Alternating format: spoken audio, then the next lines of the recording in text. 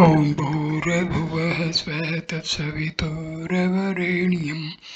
भर्गो देवस्य धीमहि धियो यो नः प्रचोदयात् ॐ शान्ति शान्ति शान्तिः. Namaste my dear friends, this is third video on Ramana Gita. This video starts with commentary. In this and subsequent three verses, the Muni explains the special features of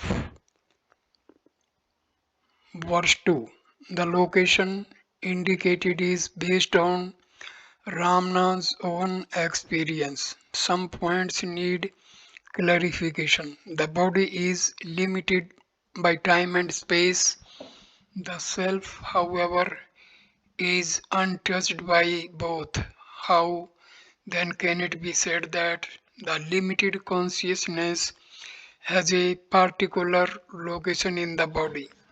The answer is that so long as one is identified with the body, everything, be it God or the self, has to be related to it. This position would be clearer when one goes through chapter 5 of this work, where Ramana sets out how the fullness of consciousness, the self, is related to the reflected and consciousness of the mind. 5 verses on the self collected works, page 11. Verse 5, in the first half of the verse itself, the nature of experience of self knowledge is set out. Difference from God denied. Direct experience is affirmed, rendering descriptive attributes of the self superfluous. Commentary. In the scriptures, the self has been described. Such description, though helpful, provides only vicarious knowledge. When direct experience takes its place by diligent pursuit of the way suggested by Ramana, there is no longer any need for intellectual comprehension of the nature of the self.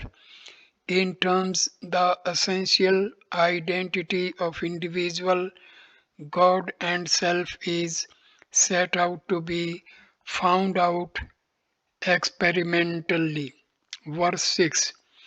In the second half of the verse, instruction is given for the practice by a disciple of the three different methods, which in essence are one. Verse 7, the three paths are self enquiry, merging in the heart, and regulation of breath. Commentary. The first path is termed marjana, search; the second majjana, and the third prasnodhana, pranurdhana, or regulation of the breath. These are methods for tracking back the ego, the mind, to its source. Such subsidence is precondition for one to become conscious of the eternal Sapurna or the feeling of existence. Ramana scholars have over the years translated this verse very differently. There are as many as 14 different versions. It may be mentioned that the Muni has specifically stated that three separate paths are indicated for practice by a disciple. He has hastened to add that the paths are essentially unitary in nature. In what sense could they be said to be one? The mind is pushed inward by self inquiry, and this has to be pursued further by continuing the inquiry till the separate identity is lost in the oneness of the heart. As for regulation of breath, the watching of it helps to steady the mind and gives the necessary thrust to push within. In this light, it is seen to be complementary to self enquiry, which could be termed as the path Eka Sloka by Sudarshanam, page 11. Note Sanskrit version of, chapter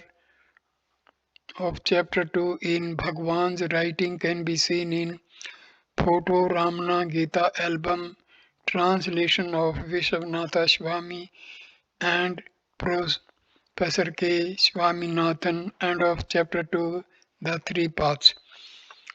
Chapter 3, The Paramount Duty Task.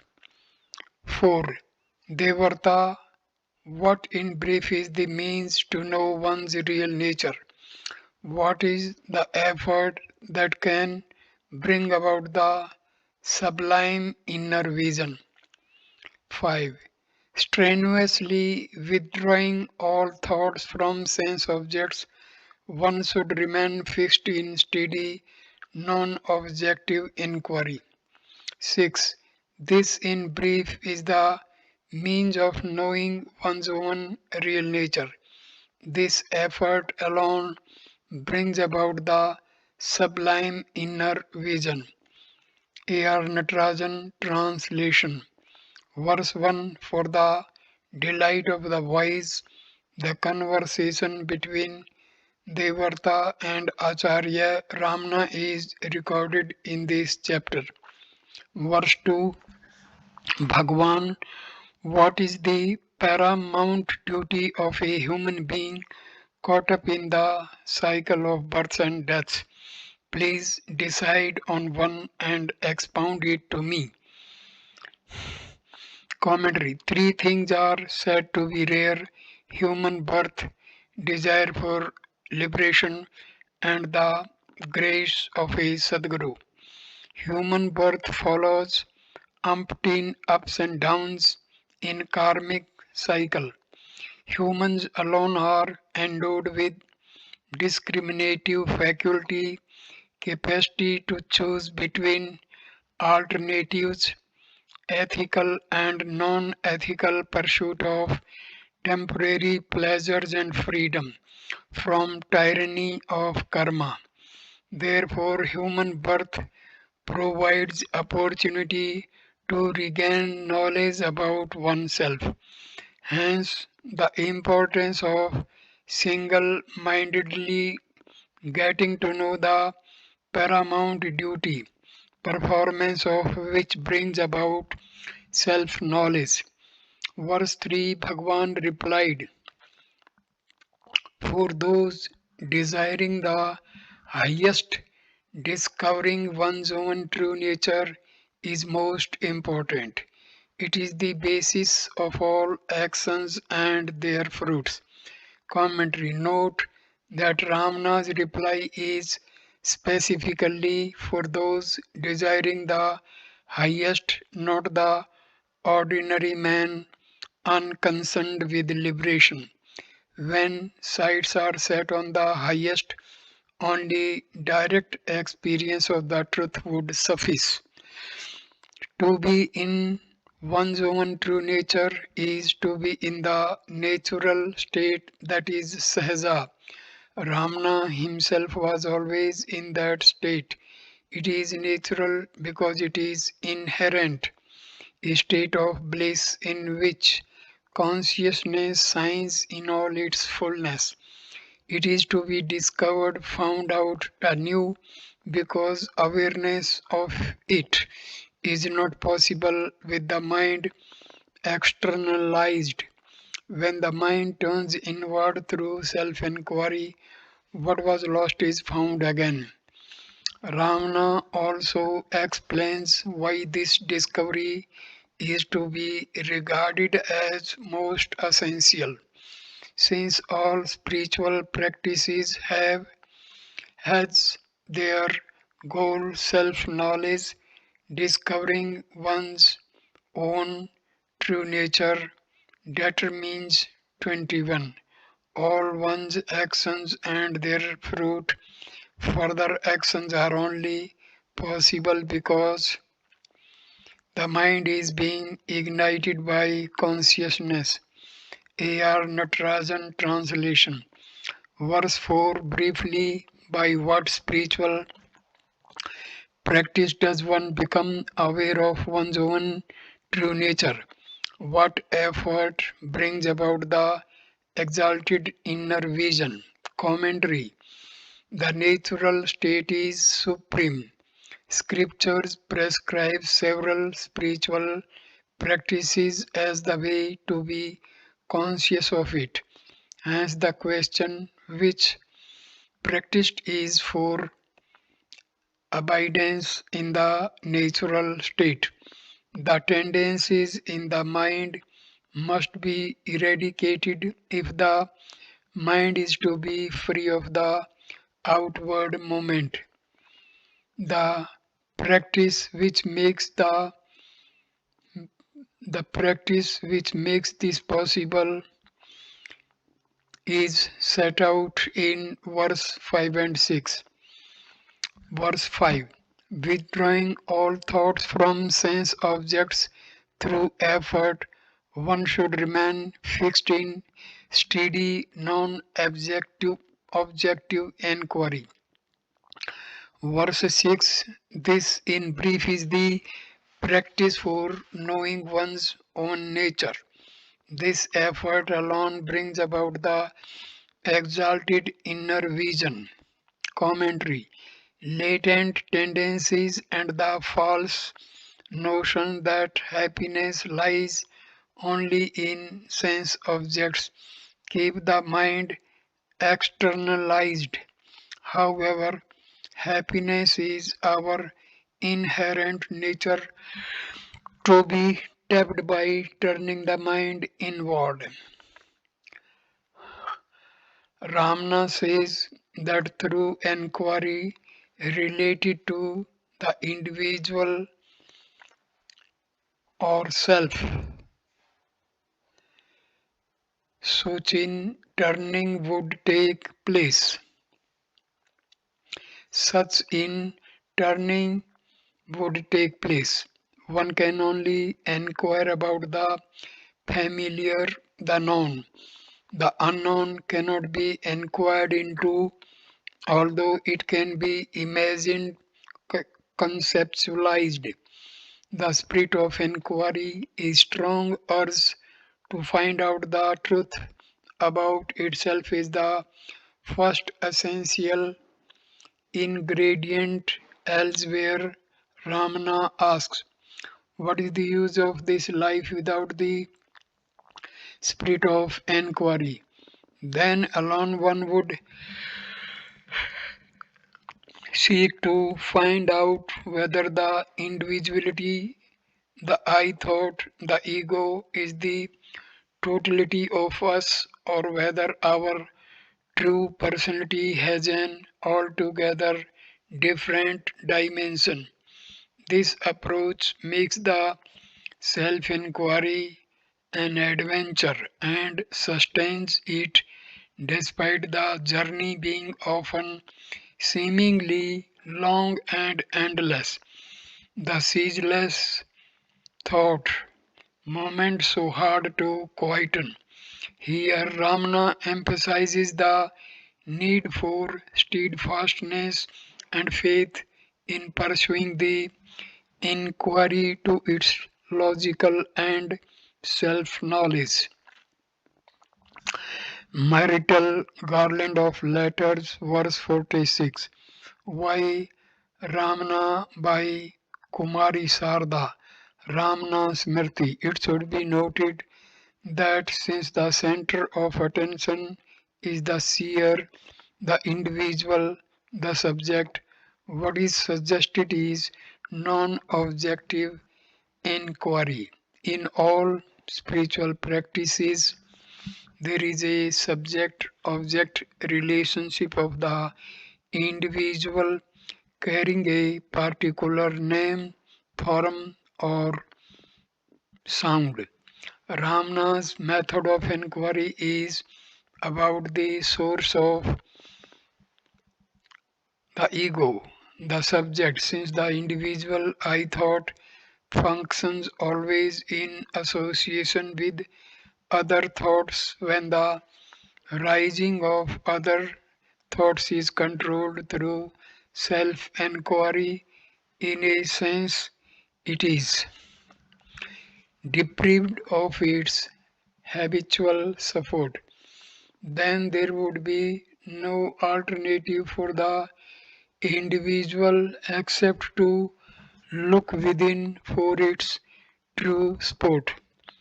Other methods employ a subject object relationship in practice. It is only in the end that the ego, the subject, is tackled. In self inquiry, however, the practice is to find out the truth about the subject, the individual, from the very beginning. It is therefore a direct path or a straight path. Question. Verse 7. Best of sages will the observance of the code of conduct prescribed in the scriptures continue to be helpful till success is achieved. Commentary. If one is soaked in other spiritual practices or has no natural inclination for self inquiry, the doubt is bound to rise as to the utility of other practices, either by themselves or supplementarily. Answer. Verse 8. Prescribed rules of conduct do help the effort of the earnest seekers. The do's and don'ts drop off by themselves for those who have attained success. Commentary. Steadfast pursuit of spiritual practices purifies the mind and makes it steady. To this extent, they strengthen the mind, and self inquiry would be rendered easier.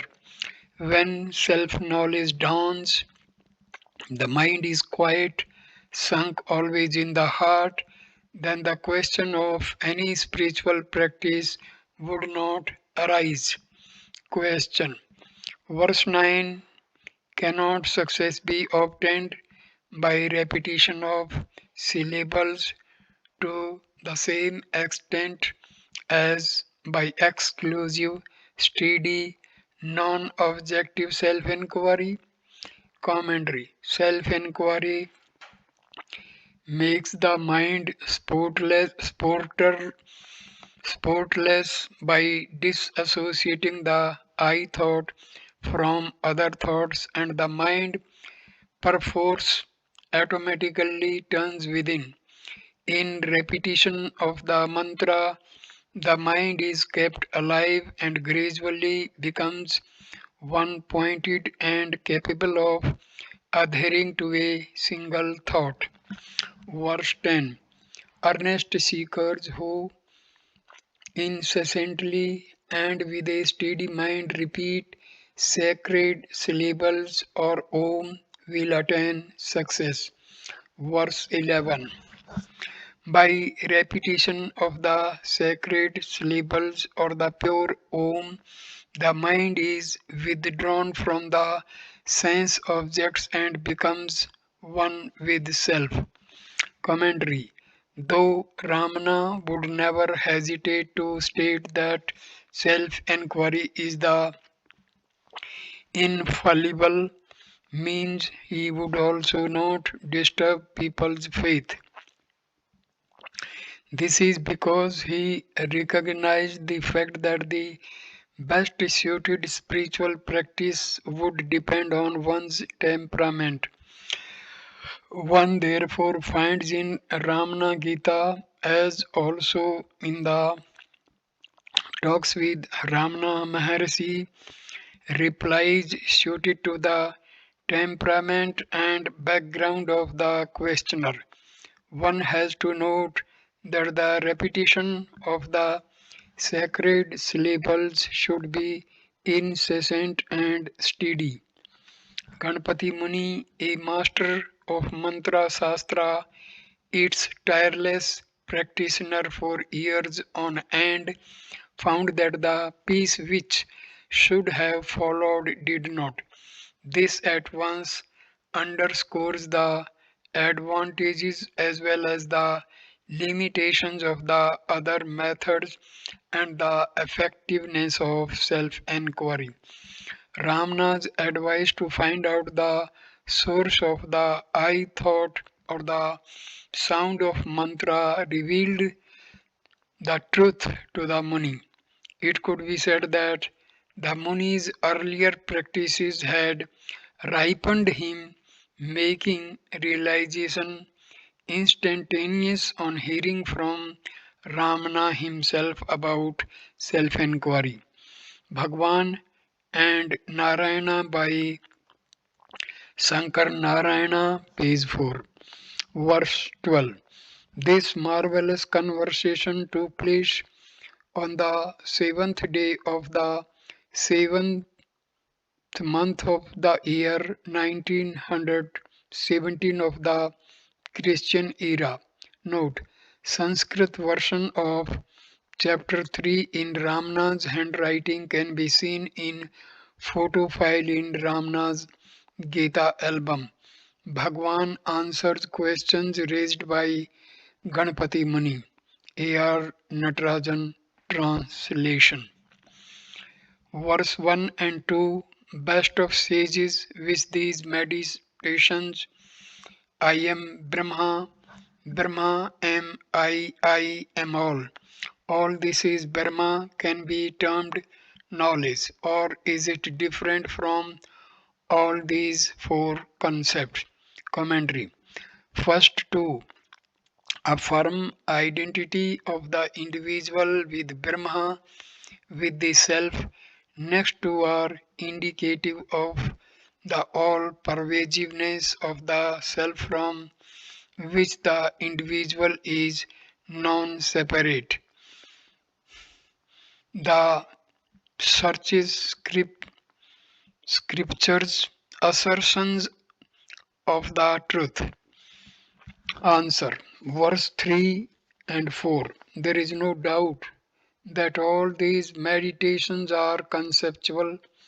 Abidance in one's own pure state is knowledge according to the wise end of chapter 3, chapter 4, nature of knowledge. Commentary.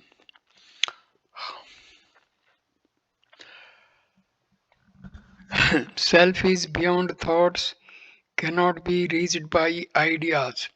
Therefore, concepts, however lofty, cannot serve the purpose.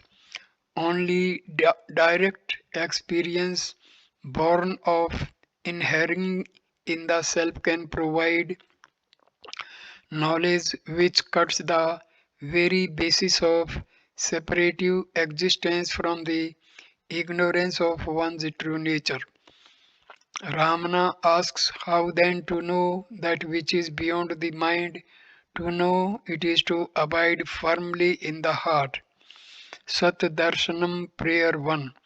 The doubt then arises about the utility of scriptural practices. Intellectual comprehension of oneness and universality of the self is of great help to purify the mind and prepare it for practices leading to freedom. Ramana makes it clear that the Practice of affirmation of identity with the self is an aid for self-knowledge, cutting at the root of idea I am the body, the stranglehold of long ingrained habit of limiting the self to the body is corrected. Having thus comprehended the truth, proceed to be that by enquiring and reaching the self. Question.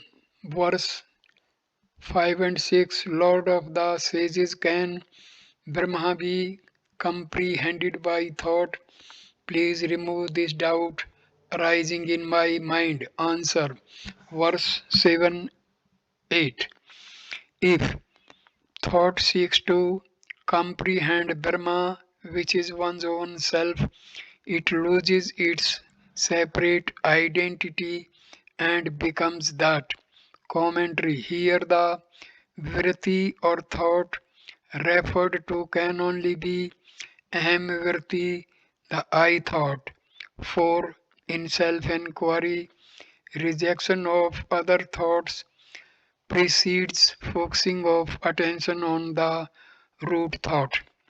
Ramana says elsewhere, meditating without thought on your formless being, my form dissolves like a sugar doll in the sea. The merging of individuality in the self is like a river joining the sea. The river can no longer be separated from the sea. The form of pure mind is Brahma itself, for it is non separate. Ramana has said, comprehension through thought is not to be taken to mean that the pure mind measures the immeasurable self. It means that the self makes itself felt in the pure mind, so that even when you are in the midst of thoughts, you feel the presence. Sat Darshan Bhashe talks, page 12, verse 9. This brief, thrilling conversation took place on the 21st of July 1917 and of chapter 4 Nature of Knowledge. Chapter 5 The Science of the Heart. This is a long dissertation by Ramana on the science of the heart, 20 verses in all. I propose to post just a few verses at a time. Elan Krishna Bhiksu Question. If the heart be located in Anhata Chakra, how does the upward movement of life force in yoga begin in Mooladhara Chakra in center of chest opposite physical heart? Chakra at base of spine. It is not clear who asked this question or whether it is rhetorical. Answer. The heart is different from the blood circulating organ. Analyzed Hrid plus Ayam is Hirdayam, which word thus expresses the nature of the Atma, Hirday, means that which attracts everything into itself finally. The entire word therefore means that which into all things subside at the end. Its location is on the right side of the chest and not on the left. The light flows from that heart to the Sahasrara through Susumna chakra at top of head, main channel along spinal cord. Verse 1. Ramana Muni spoke exhaustively about the heart on 9th of August 1917. Verse 2, that from which all thoughts of embodied beings spring is the heart. Description of the heart are only mental concepts. Verse 3, in brief, the I thought is the root of all thoughts. The source of the I thought is the heart. Commentary abridged. Ramana is pointing out the source of all thoughts, the heart. Knowing the source is of utmost importance for the practice of tracking back thoughts to their origin. No thoughts can exist without me, the individual, the I thought. Only then other thoughts get likened to it. So, source of I thought is the source of all other thoughts. Why say the I thought has a source? Answer lies in our daily experience. I thought is a phenomenon of the waking state. Daily it perishes in deep sleep. No thoughts at all, not even I thought.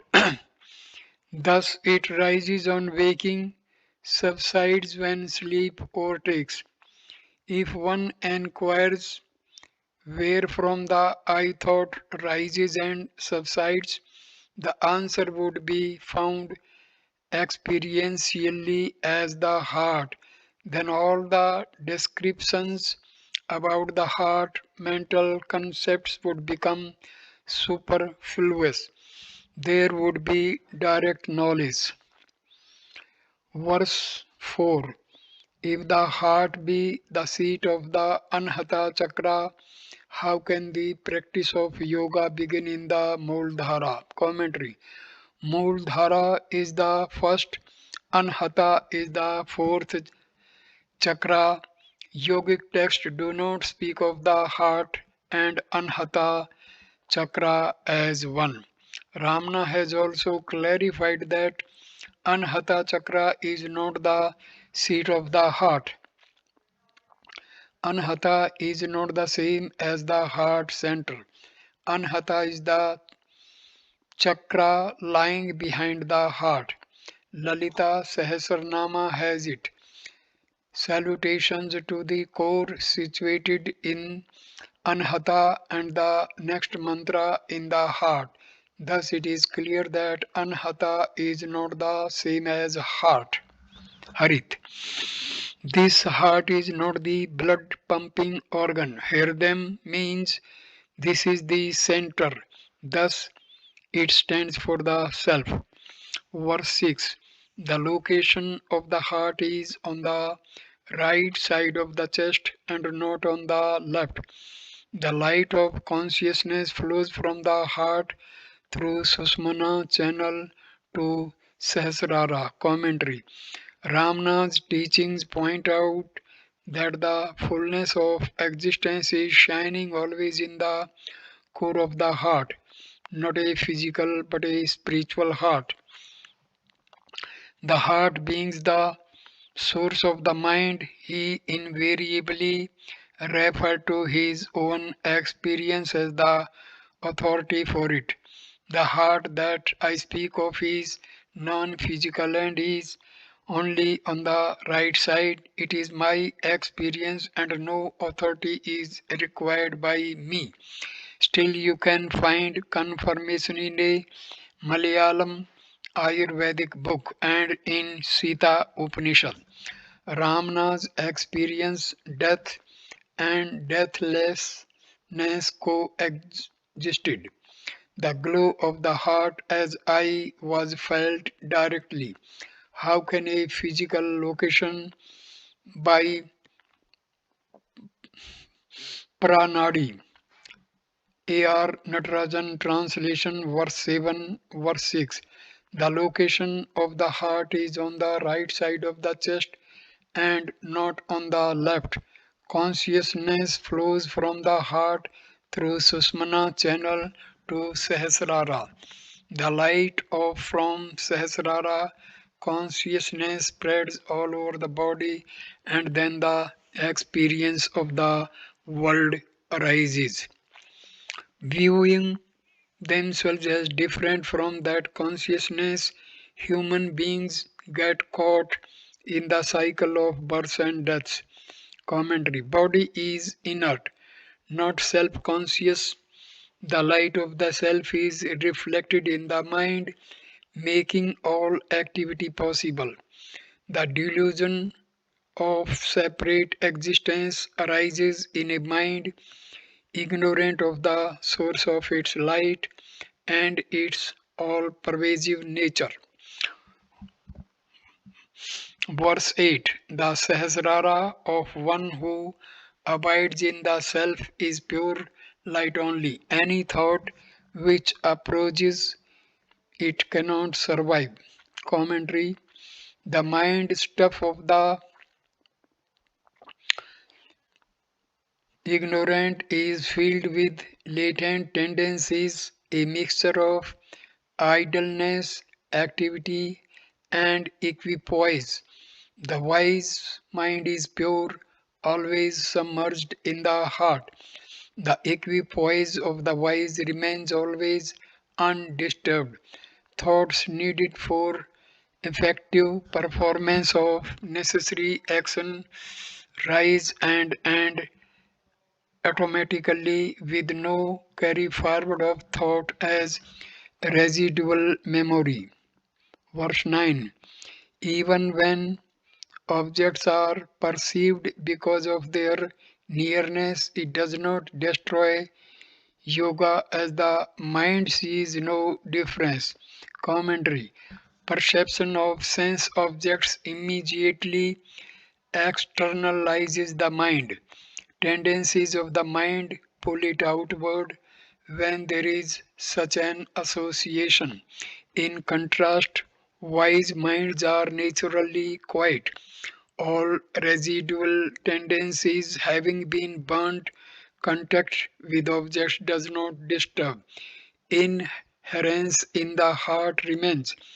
Nothing, everything is seen as permeated with consciousness. Differences which are the hindrances are absent. This is a long dissertation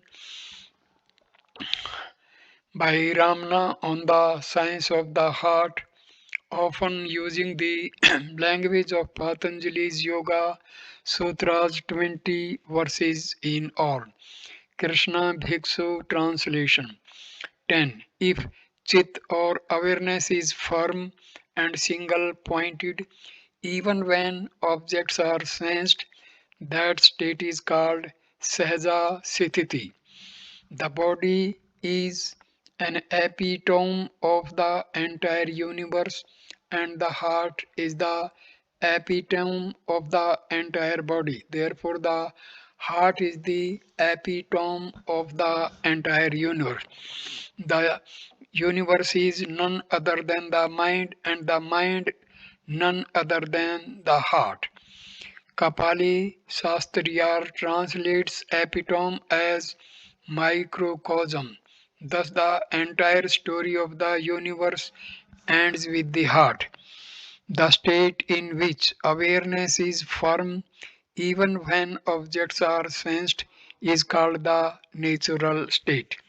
In Nirvikalpa Samadhi, there is no objective perception, that is, perception of objects. Commentary paraphrase. In the last verse of this chapter, Ramana defines Samadhi as the conscious merger of the mind in the heart.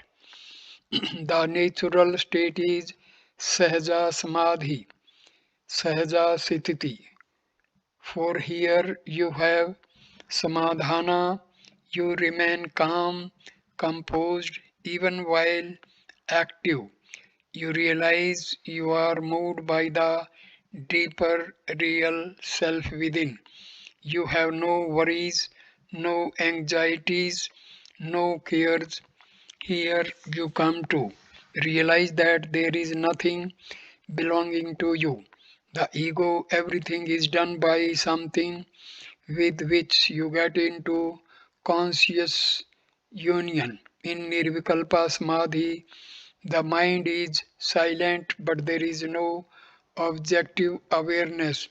For in this state, it mind has no vikalpa, no need to swing between possibilities and probabilities. According to yogic text, the mind is in Sahasrara in this state. The difference is that in the Sahaja natural state, there is awareness of objects and activity, but it does not disturb self attention. Verse 11. The entire universe is in the body, and the whole body is in the heart, hence, the universe is contained within the heart. Verse 12. The universe is only in the mind, and the mind is nothing but the heart. Thus, the entire story of universe culminates in the heart. Commentary. The fact that the universe is contained in the mind is evident on examining the dream state. The body is lying inert, yet several different situations and scenarios are experienced vividly by the mind. In deep sleep, when mind is absent, there is no world. Waking is the mind lighting up the world, although mind and world rise simultaneously. Also, perception of the world is only through sense organs controlled by the mind. One could therefore say the world is but the mind. The mind has no independent or separate status. Its source is in the heart, which is the spot of all three states waking, dream, and sleep. Ramana has referred to these verses when replying to a doubt of a devotee about nadis and channels. So the heart comprises all. This is what is taught by Svet Ketu by the illustrations of the seed of a fig tree. The source is a point without dimensions. It expands as the cosmos on the one hand and as the bliss on the other. That point is the pivot. From it, a single vasana starts, multiplies as I thought, experience, and the world. When I was staying in Sakandasramam, I sometimes used to go out to sit on a rock. On occasions, others would join. Suddenly, we once noticed a small moth like insect shooting up in the air like rocket from the crevice in the rock.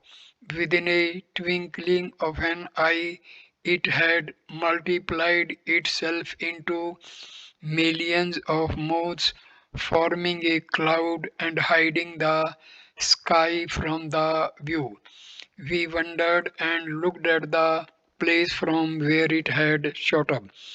We found it was only a pinhole and knew that many insects could not have issued from it in such a short time.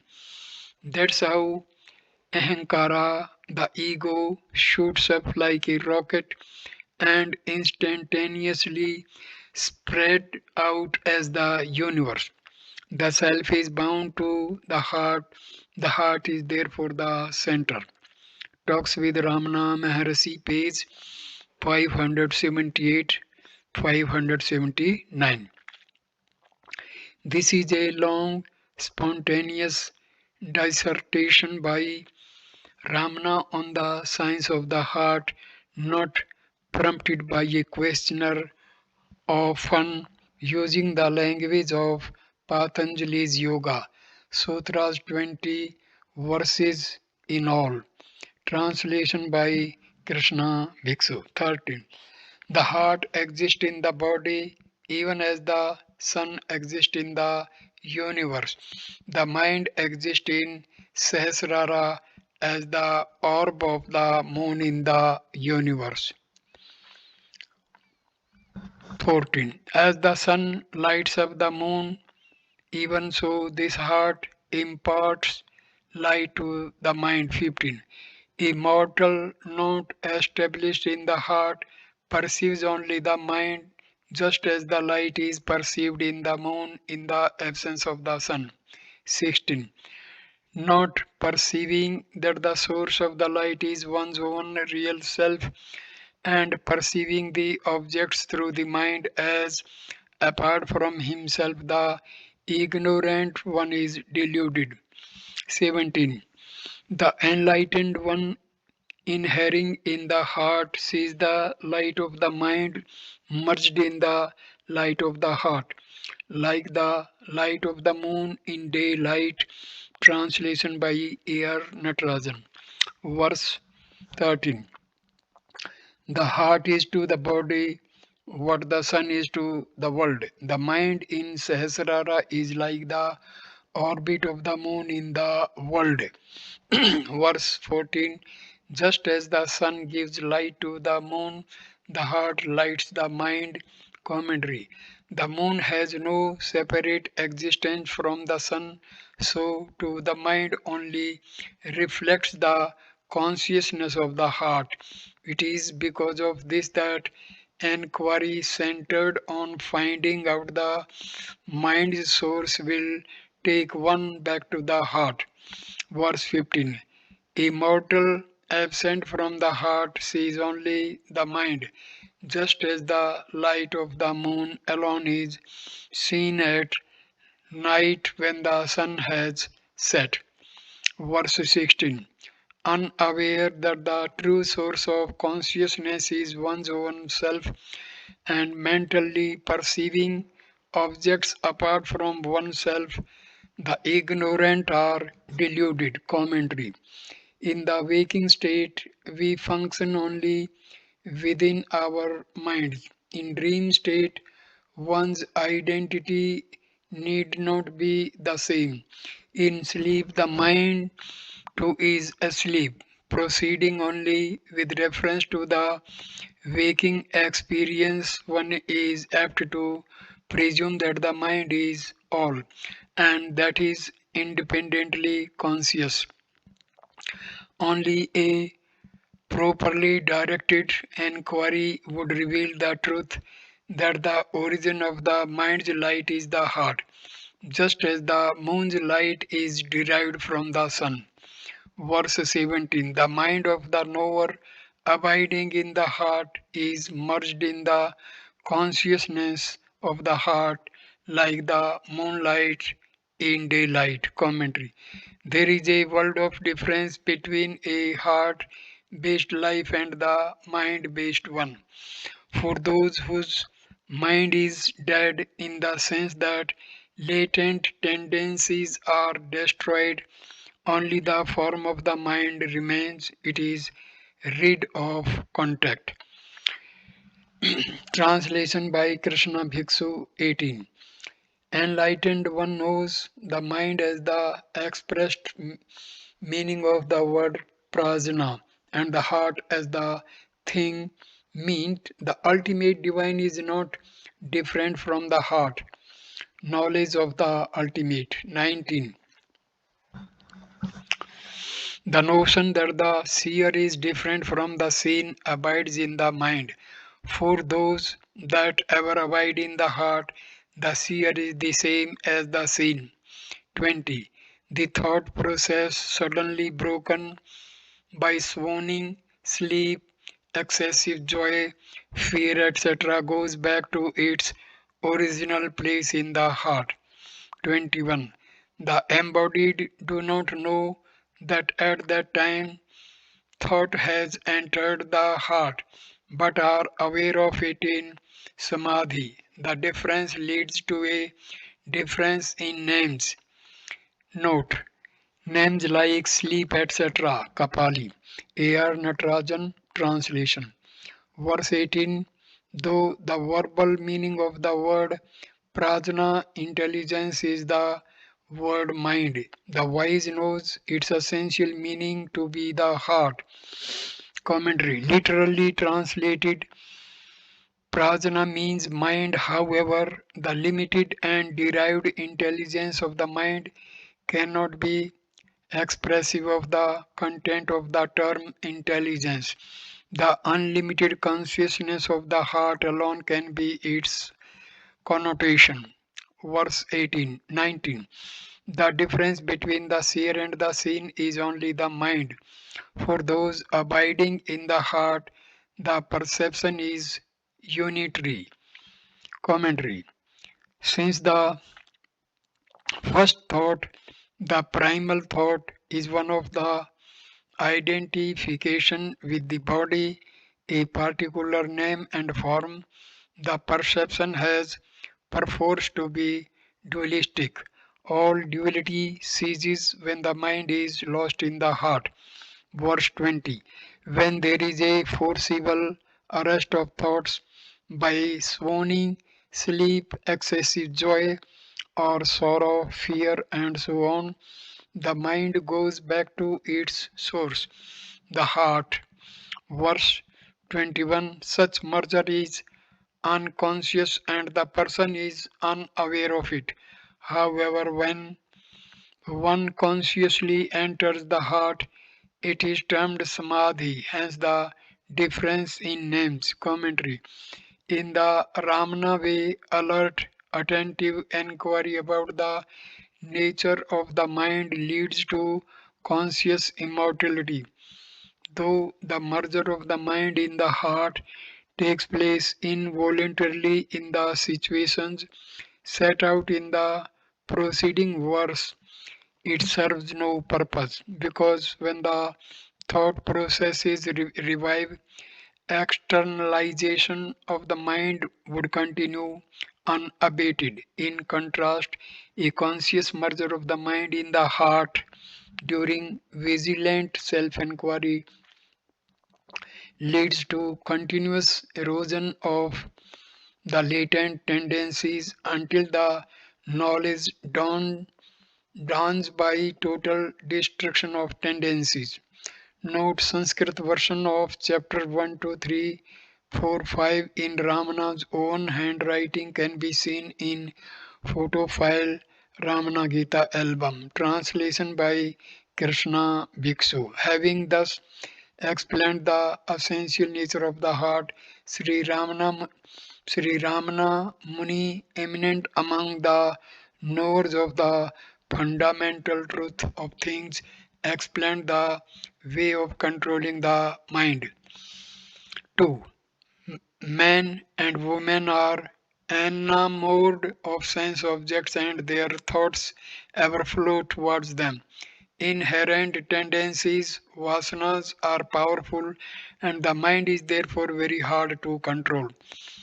Fixations in the mind, conditioned reflexes brought about by associations on which depends the reaction or response to any stimulus. They are carried out they are carried over from birth to birth and new ones formed in this birth. It is fickle and it hops from one object to another incessantly. One should control it by controlling the prana when it ceases to be active as a tethered animal. Purification of the mind brought about by the practice of pranayama, subjugating the breath and life force by restraint. Later in the chapter, Ramana has simplified the practice of pranayama to one deep exhaltation, one deep inhalation, restraint of breath for 4 counts, and then a deep exhaltation. This may be repeated a few times daily.